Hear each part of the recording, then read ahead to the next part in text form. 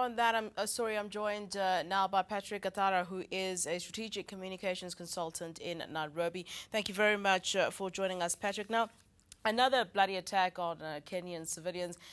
The question has been asked many times, though, is the government losing the battle against al-shabaab? Thanks for having me. With regard to the battle against al-shabaab, I think it's too early to say the government is actually losing it. I think for a long time, the government hasn't actually fought this battle against al-shabaab. They've tended to deal with the terror attacks in Kenya, essentially as a public relations problem rather than a security threat. So it's good for today to see them actually begin to take some action against some of the officials who have been essentially seen to be incompetent in dealing with this.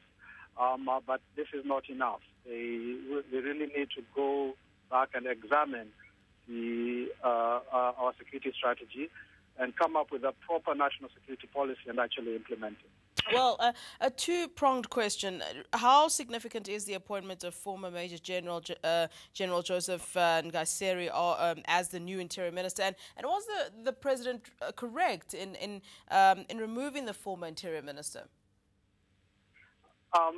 I didn't get the first part of the question. Could you repeat it, please? Well, firstly, the significance really of the appointment of former Major General Joseph Nkaissery as the new interior minister, and whether or not the president was correct in removing the former interior minister, in your view.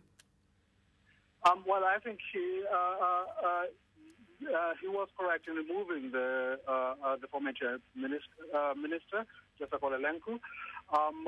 With regard to the new appointment, there are a few worries that I have. It fits into a trend where our security services seem to be led by people who are either serving military officers or former military officers, and it points to a militarization of our security strategy. Now, that has not in the past served us too well.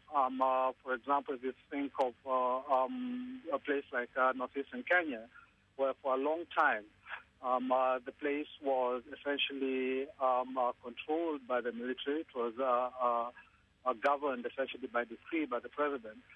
And there were lots of human rights violations that went with it. And I'm a bit concerned that in the fear that Kenyans have of terrorism, they might be looking to exchange some of the freedoms that they have won over the last 20 years for a semblance of security. And if they went that route, if we went that route, it's clear that we'll probably end up with neither.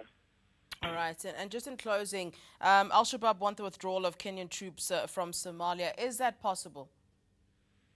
Well, I don't think that we can have a withdrawal, or it would be wise to have a precipitous withdrawal from Somalia. The reason we went into Somalia was essentially, as the president said today, because having an unstable state on our borders will obviously impact us. What we needed to do is to figure out, we have troops on the Somali side of the border. We've got our security forces within Kenya on the other side of the border. So why is the border so porous? And how are we working together to make sure that it's secure and to handle the al-shabaab threat in a systematic and well-thought-out manner? The biggest problem that Kenya has is the lack of a proper, well-articulated national security strategy. We don't have a plan to deal with the al-shabaab. That is why we are always running around after the latest attacks and essentially making cosmetic moves instead of actually sitting down and figuring out where our vulnerabilities are and solving those. All right, Patrick, thank you very much for that.